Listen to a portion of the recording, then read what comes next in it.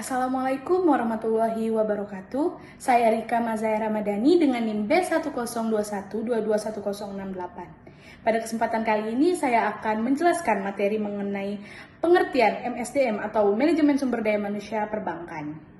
Manajemen sumber daya manusia perbankan merupakan salah satu aspek penting dalam pemasaran bank. SDM perlu kita siapkan sejak dini agar memiliki kemampuan untuk menjalankan transaksi perbankan dengan baik, sehingga SDM tersebut dapat dijadikan sebagai motor penggerak operasional bank. Pada awalnya, SDM dianggap sebagai mesin di dalam sebuah perusahaan, tetapi seiring dengan perkembangannya, manusia dijadikan sebagai faktor utama yang harus diperlakukan secara manusiawi. Dalam dunia perbankan, SDM harus memiliki keterampilan khusus dan mental yang kuat untuk menjadi seorang bankir profesional. Untuk menuju tujuan tersebut, SDM perlu dikelola dengan sedemikian rupa dengan cara yang pertama, analisis jabatan, yang kedua, perencanaan tenaga kerja, yang ketiga, rekrutmen dan seleksi, yang keempat, pelatihan dan pengembangan, yang kelima, perencanaan karir, yang keenam penilaian prestasi kerja, yang ketujuh pemberian kompensasi, yang kedelapan integrasi dan pemeliharaan, dan yang kesembilan pemutusan hubungan kerja. Dari penjelasan tersebut dapat kita simpulkan bahwa pengertian manajemen sumber daya manusia perbankan adalah kegiatan pengelolaan sumber daya manusia yang ada di bank melalui kegiatan perancangan analisis jabatan, perencanaan tenaga kerja, rekrutmen dan seleksi, pelatihan dan pengembangan, perencanaan karir, penilaian prestasi kerja, sampai dengan pemberian kompensasi yang transparan. Penjelasan mengenai bagaimana cara mengelola MSDM akan dijelaskan oleh rekan-rekan saya. Sekian pemaparan materi dari saya, kurang lebihnya saya mohon maaf. Assalamualaikum warahmatullahi wabarakatuh. Baik, saya Silvi Aureliano Pratama dengan NIM B1021221081. Di sini saya akan menjelaskan mengenai materi kedua, yaitu analisis jabatan. Jadi, di dalam suatu perusahaan atau perusahaan perbankan itu terdapat 3 tingkatan manajemen, yaitu manajemen tingkat atas, menengah, dan bawah. Nah, ketiga posisi manajemen tadi berperan saling membantu satu sama lain untuk memastikan operasional suatu perusahaan itu berjalan dengan baik. Tapi setiap jabatan itu sudah ditetapkan batasan-batasan tugas, tanggung jawab, wewenang, dan siapa yang melaksanakannya. Nah, untuk memahami secara rinci tentang persyaratan tiap jabatan, tugas, tanggung jawab, wewenang, itu kita membutuhkan pengumpulan informasi yang komprehensif mengenai masing-masing jabatan tersebut. Nah, pengumpulan dan evaluasi informasi ini yang disebut sebagai job analysis. Job analysis ini sangat penting untuk direncanakan agar mencegah terjadinya tumpang tindih pekerjaan di dalam suatu perusahaan. Nah, biar nggak tumpang tindih tadi, maka harus dilakukan investigasi tentang apa aja sih yang dibutuhkan oleh masing-masing jabatan di suatu perusahaan tersebut. Nah, untuk perencanaan job analysis ini ada 3 aspek yang sangat penting untuk diperhatikan. Nah, yang pertama ada aspek description. Description ini adalah aspek yang menggambarkan mengenai informasi dasar yang relevan tentang pelaksanaan pekerjaan. Jadi, informasinya itu ada nama jabatan, departemen dari jabatan tersebut, lokasi, fungsi, kondisi kerja, tugas, tanggung jawab, wewenang, dan yang pasti itu dalam lingkup perbankan. Selanjutnya ada job specification. Nah, job specification ini adalah analisis yang digunakan untuk merinci persyaratan, klasifikasi, karakteristik yang harus ada di dalam individu untuk bisa menempatkan dirinya di dalam suatu pekerjaan. Misalnya, jabatan akuntan. Nah, individu ini harus memiliki keterampilan akuntansi yang baik dan teliti dalam menghitung transaksi keuangan organisasi. Selain itu, penting juga untuk menetapkan persyaratan pekerjaan seperti kualifikasi pendidikan, pengalaman pekerjaan, persyaratan fisik, kondisi pekerjaan, dan kondisi mental. Tapi kondisi mental ini tidak terdapat di semua perusahaan, hanya beberapa perusahaan aja. Selanjutnya ada yang ketiga, yaitu job performance. Nah, job performance ini adalah aspek atau pedoman kriteria yang digunakan untuk mengukur kinerja karyawan dalam mengerjakan tugasnya. Nah, dengan menerapkan job performance standar ini, suatu perusahaan bisa meningkatkan efektivitas, motivasi kerja karyawan, dan yang paling penting adalah mencapai tujuan utama dari suatu perusahaan. Nah, tadi adalah 3 aspek yang paling penting untuk diperhatikan dalam menganalisis jabatan di dalam suatu perusahaan agar operasional perusahaan bisa berjalan dengan baik. Sekian dari saya, materi berikutnya akan dijelaskan oleh rekan saya.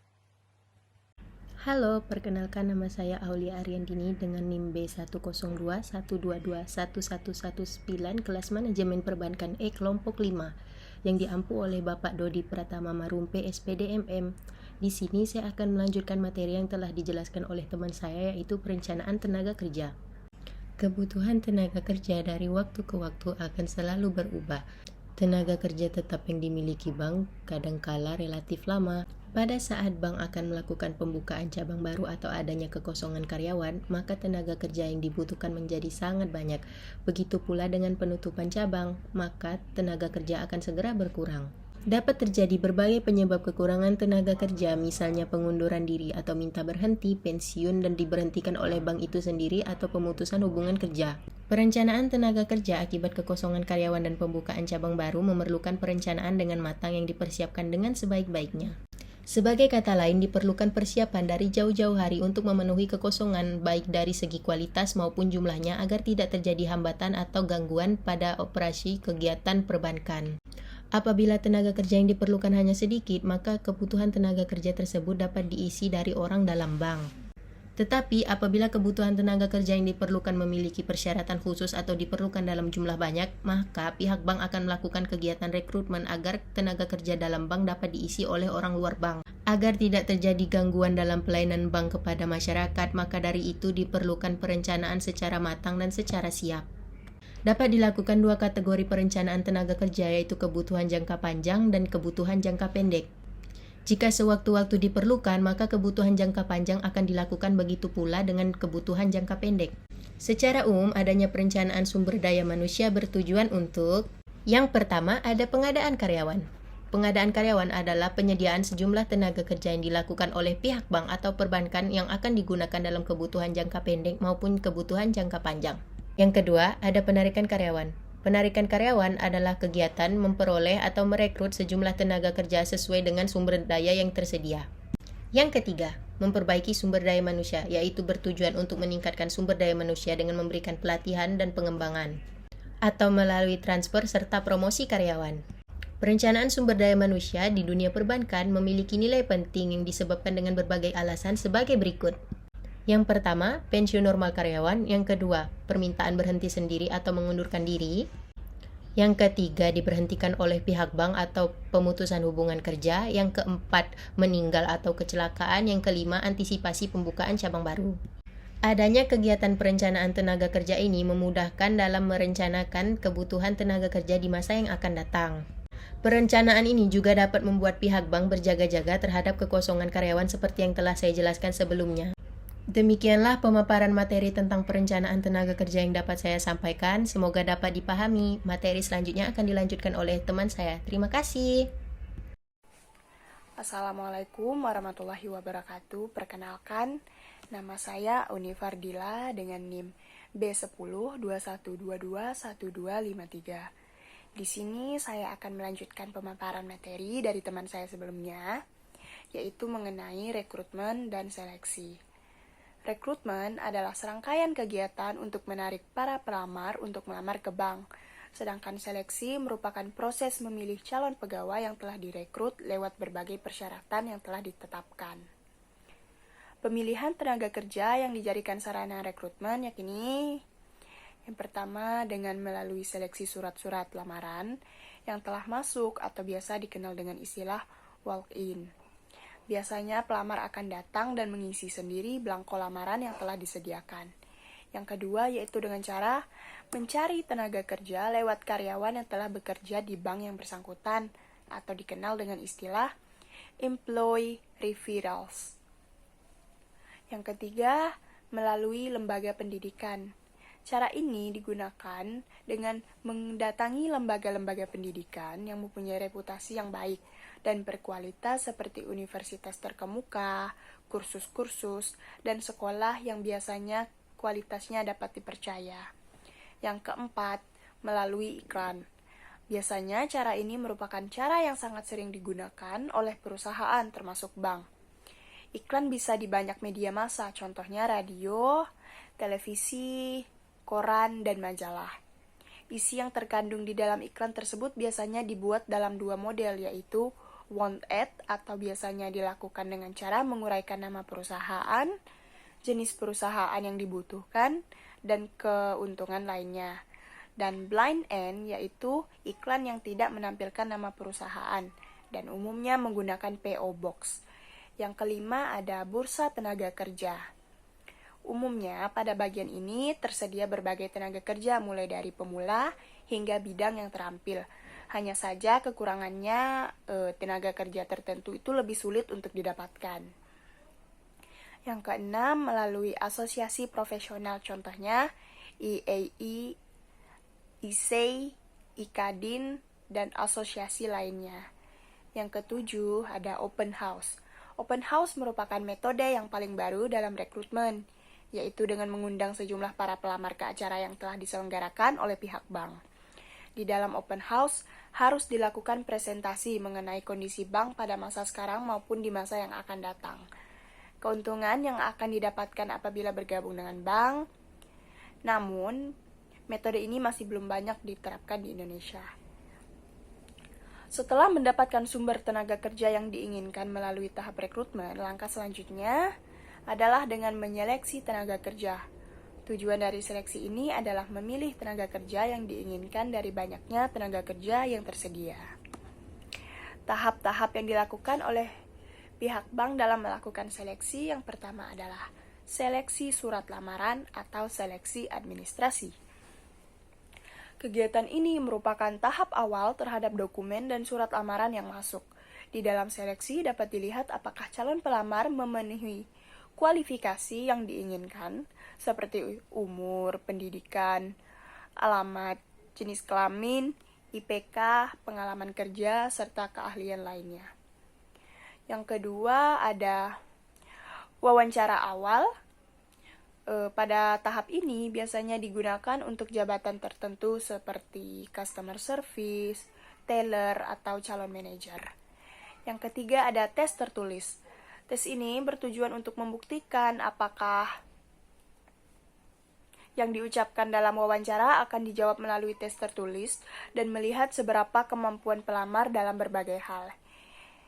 Yang keempat ada wawancara kedua. Langkah ini dilakukan apabila pelamar lolos dalam tes tertulis, yang berarti pelamar telah lulus dalam tes pengetahuan umum, tes tentang pekerjaan, dan tes psikologi. Yang kelima ada medical test. Pada bagian ini, tes perlu dilakukan untuk menilai apakah fisik dan mental calon pegawai tersebut dapat dikatakan sehat ataupun tidak. Yang keenam ada wawancara atasan langsung. Atasan dapat bertanya tentang kemampuan dan perilaku calon bawahannya. Hal ini dianggap penting karena calon pegawai inilah yang nantinya akan dijadikan istilahnya bahasa asing. Yang terakhir ada keputusan penerimaan. Keputusan ini akan ditentukan oleh tim sendiri setelah mengikuti serangkaian proses seleksi yang telah dilakukan. Keputusan dapat dikeluarkan apabila para tim penentu keputusan setelah mempelajari dan menilai seluruh tes yang telah diikuti oleh pelamar. Keputusan ditolak akan dikeluarkan secepat mungkin, seraya mengucapkan terima kasih dan memberikan harapan supaya si pelamar tidak kecewa terhadap hasil keputusan ini. Sekian pemaparan materi yang dapat saya sampaikan, selanjutnya akan dijelaskan oleh rekan saya. Baik, terima kasih atas waktunya. Perkenalkan, nama saya Rista Maharani dengan NIM B1021221125. Di sini saya akan menjelaskan materi mengenai pelatihan dan pengembangan. Calon pelamar yang sudah diterima dalam proses seleksi akan dianggap sebagai calon karyawan. Untuk menjadi karyawan tetap, maka calon karyawan harus mengikuti masa percobaan dengan melalui suatu pelatihan yang jangka waktunya ditentukan sesuai dengan kebutuhan. Pelatihan ini bertujuan untuk memberikan keterampilan kepada calon karyawan sebelum bekerja. Maka dari itu, dalam pelatihan, calon karyawan akan dilatih cara-cara melaksanakan pekerjaan serta memahami visi dan misi bank. Dalam masa pelatihan, calon karyawan akan dinilai kemauan serta kemampuannya dalam melaksanakan pekerjaan, termasuk disiplin dan tanggung jawabnya. Dari hasil penilaian pelatihan tersebut, maka akan diputuskan apakah dapat diangkat sebagai karyawan tetap atau tidak. Teknik dalam pelatihan dan pengembangan karyawan ini terbagi menjadi 2 macam, yaitu metode praktis dan teknik presentasi serta metode simulasi.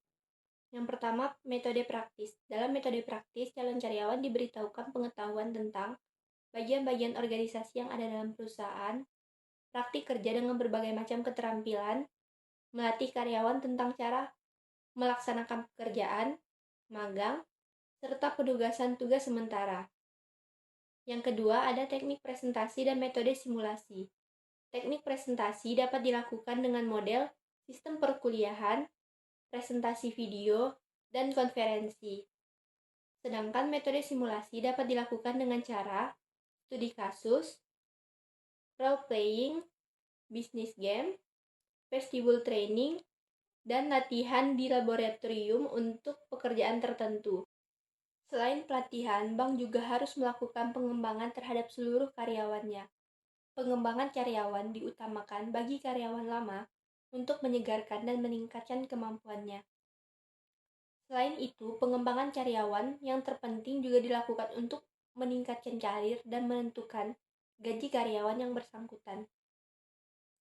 Dalam praktiknya, program pengembangan karyawan dapat dilakukan dengan cara yang pertama, mengikuti pendidikan melalui paket khusus yang diberikan oleh lembaga pendidikan yang berpengalaman di bidangnya.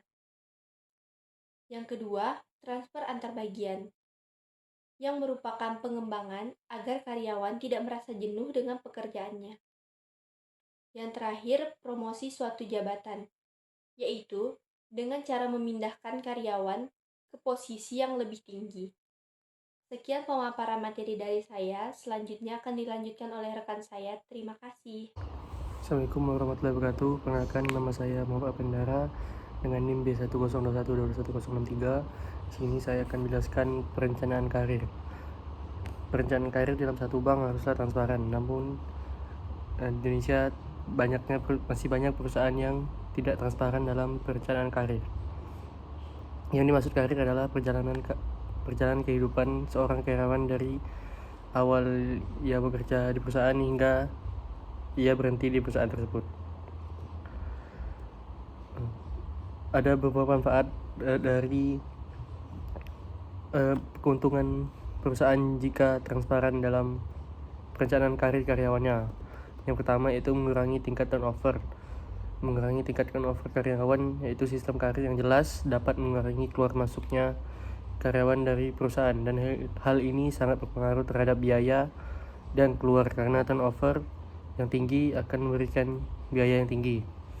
Yang kedua, meningkatkan potensi karyawan dalam kerja. Meningkatkan potensi karyawan dalam kerja yaitu diantara karyawan pasti memiliki potensi tertentu yang terpendam sehingga perlu dibangkitkan melalui karirnya. Yang ketiga yaitu pengembangan karyawan untuk promosi lebih mudah. Pengembangan karyawan untuk promosi lebih mudah yaitu karyawan yang melakukan melalui berbagai pelatihan dan keterampilan akan memudahkan promosi karyawan yang juga berkaitan dengan peningkatan karir seseorang. Yang keempat, memberikan kepuasan kerja pada karyawan. Memberikan kepuasan kerja karena pekerja memperoleh pengharapan apa yang sudah diinginkan. Yang selanjutnya itu agar karir yang ditinggalkan dapat ditingkatkan. Dilakukanlah pengembangan karir. Pengembangan karir dapat dilakukan dengan cara yang pertama, meningkatkan prestasi kerja melalui pelatihan dan pendidikan di luar maupun di dalam perusahaan yang dibiayai oleh bank atau oleh karyawan itu sendiri. Yang kedua, meningkatkan kesetiaan dan loyalitas karyawan terhadap perusahaan. Meningkatkan kesetiaan dan loyalitas karyawan terhadap perusahaan karena karyawan merasa dihargai dan diperhatikan sehingga mereka merasa tidak disia-siakan. Yang ketiga yaitu memiliki mentor dan sponsor Agar karir seseorang terarah diperlukan seorang mentor ataupun sponsor yang memantau dan menilai kinerja seorang karyawan. Yang keempat, menggunakan permohonan permintaan berhenti. Seseorang dapat berpindah dari suatu perusahaan ke perusahaan yang lainnya lebih menguntungkan. Permohonan ini adalah nilai tambah sebab merasa memiliki keahlian lebih baik dari karyawan lainnya. Sekian dari saya, materi selanjutnya akan dijelaskan oleh rekan saya. Assalamualaikum warahmatullahi wabarakatuh. Perkenalkan, nama saya Akmal Fatur Rahman dengan NIM B1021221240. Pada kesempatan kali ini, saya akan membahas materi bagian saya tentang penilaian prestasi kerja. Apa sih yang dimaksud dengan prestasi kerja? Prestasi kerja merupakan prestasi seseorang dalam melakukan pekerjaannya. Untuk menilai prestasi kerja perlu dilakukan dengan cara-cara yang lazim. Penilaian prestasi kerja harus dilakukan secara objektif sehingga tujuan pencapaian penilaian prestasi kerja akan tercapai. Penilaian prestasi kerja yang baik di samping itu akan menguntungkan karyawan, juga akan menguntungkan perusahaan secara keseluruhan. Nah, ada beberapa tujuan dalam penilaian prestasi kerja, antara lain sebagai berikut. Yang pertama, memperbaiki kualitas pekerjaan. Apabila seseorang dalam pekerjaannya tidak mampu atau dengan kata lain prestasi kerjanya menurun, maka perlu dilakukan perbaikan. Melalui penilaian prestasi kerja, kualitas pekerja seseorang akan ketahuan di mana kekurangannya. Maka memudahkan pemberian jenis pelatihan untuk menutupi kekurangan tersebut. Yang kedua, keputusan penempatan. Memudahkan bank dalam menempatkan seseorang dalam bidang tertentu, apakah untuk kegiatan transfer atau promosi. Artinya, prestasi penempatan seseorang, apakah untuk kegiatan transfer atau promosi juga akan terbantu dengan mendapat seseorang yang sesuai dengan prestasi kerja yang dimilikinya. Yang ketiga, perencanaan dan pengembangan karir. Dari pengembangan prestasi kerja, maka akan memiliki prestasi atau tidak berprestasi. Apabila berprestasi, maka akan memudahkan perusahaan dalam perencanaan dan pengembangan karirnya. Nah, selanjutnya yang keempat, kebutuhan latihan dan pengembangan. Tanpa adanya penelitian prestasi, kita tidak akan pernah tahu apa yang dibutuhkan oleh seorang karyawan. Oleh karena itu, penilaian prestasi kerja akan dapat diketahui kebutuhan seorang karyawan. Karyawan yang dinilai tidak berprestasi, maka akan memudahkan karyawan masuk ke dalam program pelatihan dan pengembangan yang sudah direncanakan. Yang kelima, penyesuaian kompensasi. Bagi sebagian karyawan, penilaian prestasi kerja akan sangat berpengaruh terhadap perolehan kompensasi di masa yang akan datang. Dengan adanya kompensasi, menyebabkan karyawan akan semakin bergairah dalam melakukan pekerjaannya. Karyawan akan diberikan kompensasi sesuai dengan pencapaian prestasi yang dimilikinya. Nah, yang terakhir, kesempatan kerja yang adil. Jelas bahwa pada akhirnya penilaian prestasi kerja akan membagikan keadilan seluruh karyawannya. Bagi yang berprestasi akan memperoleh berbagai keuntungan yang sudah dipersiapkan perusahaan, dan bagi yang tidak berprestasi juga demikian. Sekian materi yang dapat saya sampaikan. Terima kasih.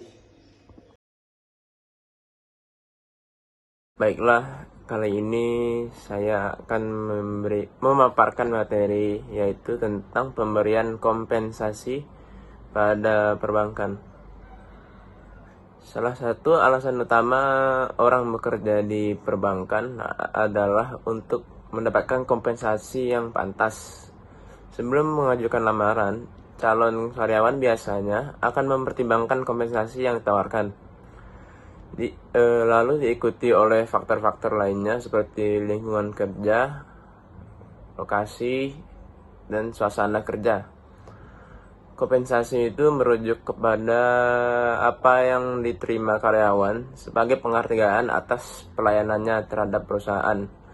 Ini merupakan bentuk apresiasi dari perusahaan perbankan atas tenaga dan keahlian yang ditawarkan oleh karyawan. Kompensasi harus mempertimbangkan baik keuntungan perusahaan maupun keuntungan karyawannya. Jadi simbiosis mutualisme gitulah. Secara umum terdapat dua jenis kompensasi. Yang pertama kompensasi finansial dan non finansial. Kompensasi finansial itu meliputi seperti gaji dan bonus. Sementara kompensasi non finansial bisa dalam bentuk berbagai tunjangan, contohnya tunjangan kesehatan, tunjangan hari tua, dan fasilitas lainnya.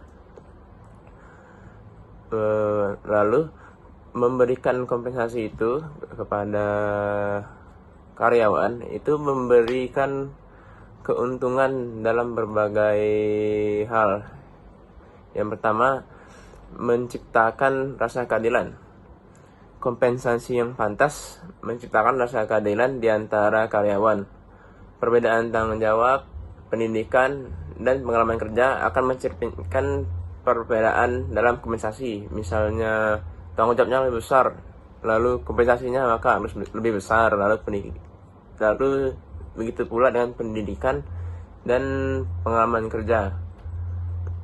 Yang kedua, kompensasi yang pantas dapat merekrut dan mempertahankan karyawan berkualitas. Dengan memberikan kompensasi yang sesuai, perusahaan dapat menarik dan mempertahankan talenta berkualitas karena orang akan melamar ke perusahaan tersebut karena mereka merasa tertarik. Yang ketiga, retensi karyawan. Kompensasi yang baik mendorong karyawan untuk tetap di perusahaan. Retensi itu mempertahankan karyawan. Jika karyawan merasa bahwa mereka mendapatkan kompensasi yang lebih baik dari tempat lain, mungkin mereka akan pindah karena mereka merasa ada yang lebih baik. Yang keempat, kompensasi itu merupakan penghargaan bagi karyawan. Kompensasi yang adil menunjukkan penghargaan dan pengakuan atas kontribusi karyawan. Maka itu akan membuat karyawan menjadi lebih loyal kepada perusahaan. Yang kelima, efisiensi biaya. Kompensasi dapat mengurangi employee turnover melalui kompensasi yang adil. Employee turnover itu adalah masuk dan keluarnya karyawan, seperti regenerasi karyawan. Jika perusahaan dapat mengurangi employee turnover, maka otomatis perusahaan dapat mengurangi biaya yang dikeluarkan untuk perekrutan, seleksi, dan pelatihan karyawan terhadap calon karyawan. Yang keenam, kepatuhan terhadap regulasi. Kompensasi harus sesuai dengan standar yang ditetapkan untuk pemerintah. Mengapa kompensasi diadakan? Karena itu merupakan regulasi. Jadi perusahaan patuh terhadap negara. Di Indonesia, perusahaan diharuskan mematuhi upah minimum regional atau UMR untuk memastikan kompensasi yang adil bagi karyawan. Sekian dari saya. Konsep integrasi dalam manajemen SDM. Integrasi adalah fungsi operatif dalam manajemen sumber daya manusia yang mengacu pada penyesuaian keinginan karyawan dengan tujuan organisasi. Untuk contohnya sendiri, ketika karyawan ingin lebih fleksibel dalam jadwal kerja, maka manajemen dapat mengkaji apakah ini cocok dengan tujuan produktivitas perusahaan. Selanjutnya, respon manajemen terhadap keinginan karyawan. Nah, manajemen ini harus merespons berbagai keinginan karyawannya, termasuk hubungan antar karyawan. Nah, untuk contohnya, jika karyawan meminta program pelatihan untuk meningkatkan kemampuan mereka, maka manajemen dapat merespons dengan menyelenggarakan pelatihan yang sesuai. Selanjutnya, implementasi kesepakatan kerja bersama. Nah, kesepakatan kerja bersama ini digunakan untuk menjembatani kepentingan kedua belah pihak, yakni karyawan dan manajemen. Nah, untuk contohnya sendiri, dalam kesepakatan tersebut dapat diatur soal tunjangan kesejahteraan karyawan dan target kinerja yang harus dicapai. Selanjutnya, upaya manajemen dalam memelihara karyawan. Manajemen harus melakukan upaya nyata untuk menjaga kebahagiaan dan produktivitas karyawannya. Nah, contohnya manajemen dapat memberikan insentif kepada karyawan yang bekerja dengan baik seperti bonus atau pengakuan atas prestasi mereka. Selanjutnya, pembinaan karyawan yang tidak disiplin. Nah, untuk pembinaan ini sendiri diperlukan jika ada karyawan yang tidak disiplin dalam menjalankan tugasnya. Contohnya, seorang karyawan yang sering terlambat dapat diberikan pembinaan untuk meningkatkan ketepatan waktunya. Selanjutnya ada keselamatan dan kesehatan kerja. Nah, manajemen ini perlu memperhatikan kondisi fisik dan mental karyawan terkait lingkungan kerja. Untuk contohnya itu, untuk kondisi fisik, manajemen harus memastikan semua peralatan kerja aman dan dapat mencegah kecelakaan. Sedangkan untuk kondisi mental, mereka harus mengatasi stres dan tekanan yang dapat mengakibatkan penyakit seperti depresi. Selanjutnya, dampak kondisi psikologis atau mental. Nah, kondisi mental karyawan seperti stres dapat berdampak negatif pada produktivitas dan kebahagiaan mereka. Contohnya, seorang karyawan yang merasa tidak puas dengan pekerjaannya mungkin akan kurang produktif dan bisa mengalami gejala seperti kebingungan atau sikap apatis. Sekian materi saya, materi selanjutnya akan dipresentasikan oleh rekan saya. Oke, perkenalkan nama saya Inu Bae Sasongko dengan NIM B1021221189. Di sini saya akan menjelaskan tentang pemutusan hubungan kerja. Pemutusan hubungan kerja ialah akhir dari seorang pekerja antara bank dengan karyawannya. Pemutusan kerja tersendiri disebabkan oleh alasan-alasannya antara lain. Yang pertama, memasuki usia pensiun, yang dimana seorang karyawan sudah tidak produktif lagi usianya untuk bekerja sehingga harus pensiun dan diberikan uang pensiunan sesuai dengan jabatan dan jasanya selama di perusahaan. Yang kedua, pengunduran diri. Pengunduran diri alasannya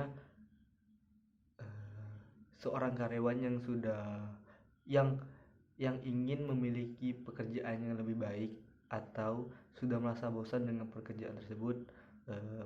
Alasan yang kedua ini biasanya tidak diberikan kompensasi. Untuk alasan yang ketiga, diberhentikan oleh perusahaan. Nah, untuk alasan yang ketiga ada dua jenis. Yang pertama, diberhentikan secara tidak hormat. Ini biasanya dikenakan oleh karyawan yang melanggar aturan perusahaan dan membuat perusahaan itu rugi. Untuk jenis yang pertama ini tidak diberikan kompensasi apapun. Untuk jenis yang kedua, diberhentikan secara hormat. Ini biasanya terjadi kepada karyawan yang cacat fisik maupun mental yang diakibatkan oleh kecelakaan atau hal lainnya. Untuk jenis yang kedua ini diberikan kompensasi sesuai dengan aturan perusahaan. Terus alasan yang keempat, ada program rasionalisasi. Untuk alasan yang keempat ini, perusahaan mengalami kerugian sehingga memperdikit para pekerja atau karyawan sehingga karyawan tersebut diberhentikan karena perusahaan mengalami kerugian. Biasanya untuk alasan yang keempat ini diberikan kompensasi sesuai dengan jabatan atau lamanya masa kerja di sebuah perusahaan. Sekian dari penjelasan saya, terima kasih. Di sini saya akan membahas studi kasus Bank Senturi. Sebelum membahas masalah utama dan analisis dari diskusi kami, saya akan memberitahu sedikit tentang latar belakang dari Bank Senturi. Bank Senturi di Indonesia adalah sebuah bank yang didirikan pada tanggal 6 Desember 2004. Namun, bank ini telah menghadapi sejumlah masalah serius sepanjang sejarahnya. Salah satu masalah utamanya adalah kekurangan modal yang parah. Dengan rasio modal mencapai minus 83,06% pada tahun 2002, yang mengakibatkan kebutuhan modal tambahan yang signifikan. Selain itu, Bank Senturi juga gagal dalam upaya-upaya penawaran umum terbatas dan memiliki masalah terkait surat-surat berharga valuta asing senilai sekitar 2 triliun. Pada tahun 2004, Bank Senturi mengalami merger dengan Bank Danpak, Bank Piko, dan Bank CIC. Bank ini juga terkenal karena kontroversi terkait pengeluaran dana talangan sebesar 6.762 yang diberikan untuk membantu bank dalam mengganti uang nasabahnya yang tidak dapat dikembalikan. Masalah-masalah ini mencerminkan perencanaan yang kurang baik, manajemen risiko yang buruk, dan pengawasan yang tidak memadai di dalam bank tersebut, yang kemudian menimbulkan pertanyaan besar tentang transparansi dan integritas dalam industri perbankan di Indonesia. Nah, di sini kita akan membahas masalah utama dan analisis dari kelompok kami. Yang pertama adalah perencanaan yang buruk. Dari awalnya pendirian, Bank Senturi menghadapi keraguan karena perencanaan tidak optimal. Kegagalan dalam perencanaan modal dan manajemen risiko menjadi faktor utama yang memicu masalah-masalah yang berikutnya. Kedua, ada kekurangan modal yang parah. Auditor Bank Indonesia menemukan bahwa Bank Senturi mengalami kekurangan modal yang serius, dengan rasio modal yang mencapai minus 83,06%. Hal ini menunjukkan bahwa bank ini tidak memiliki modal yang cukup untuk mendukung operasionalnya. Yang ketiga, adanya gagalnya penawaran umum terbatas. Bank Senturi gagal dalam upaya-upaya penawaran umum terbatas yang seharusnya menjadi sumber dana tambahan. Kepercayaan investor terhadap bank ini semakin menurun akibat masalah-masalah keuangan yang terus muncul. Yang keempat ada pengeluaran dana talangan yang kontroversial.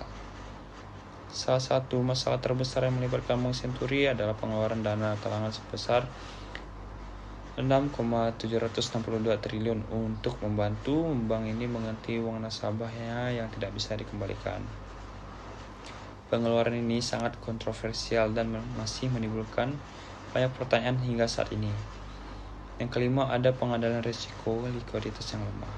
Salah satu penyebab utama salah Bank Senturi adalah ketidaksinambungan dalam pengelolaan dan pengendalian risiko likuiditas. Hal ini mengindikasikan kurangnya kemampuan bank dalam mengelola risiko secara efektif. Nah, berikut ada kesimpulan yang kami simpulkan berdasarkan studi kasus dari Bank Senturi.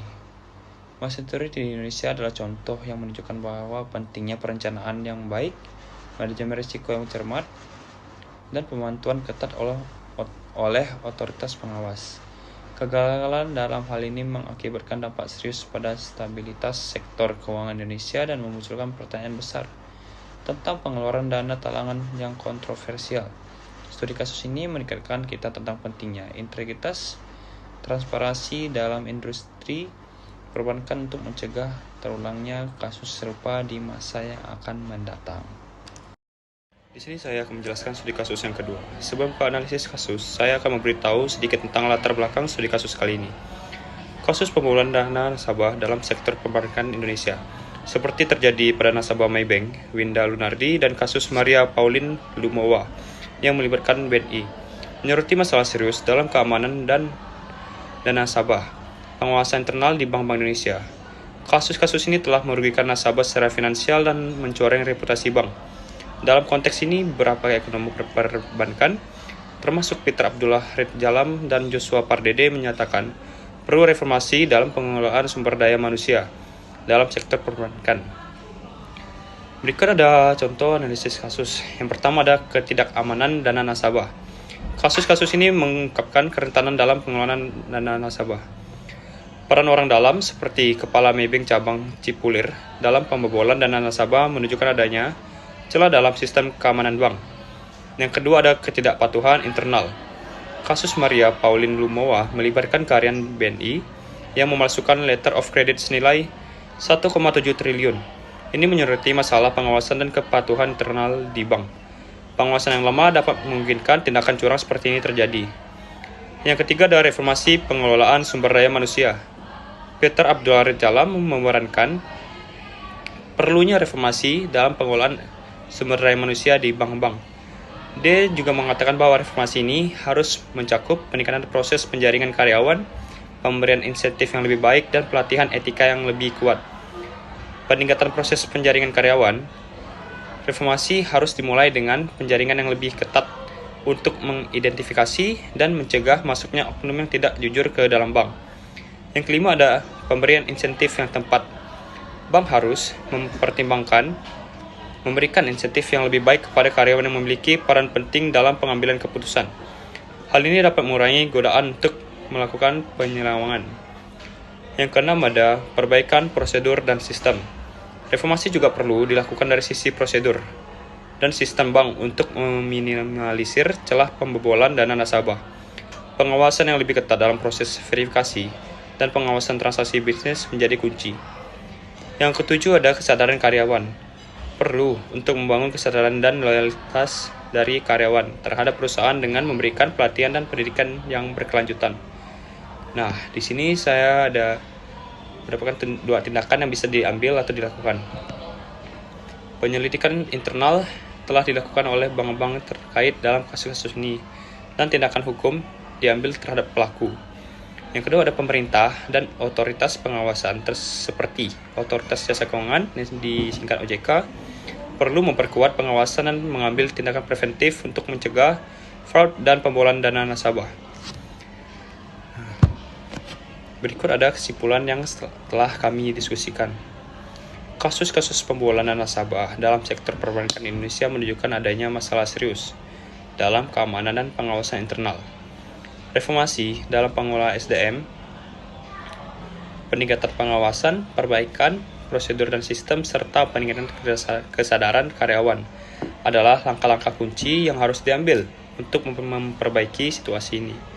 Dengan demikian, bank dapat memulihkan kepercayaan nasabah dan menjaga integritas industri perbankan. Meskipun kasus-kasus ini mencoreng reputasi bank, pertumbuhan jumlah simpanan nasabah di bank masih tetap tinggi, menunjukkan bahwa kepercayaan nasabah masih ada, tetapi upaya perbaikan harus tetap dilakukan.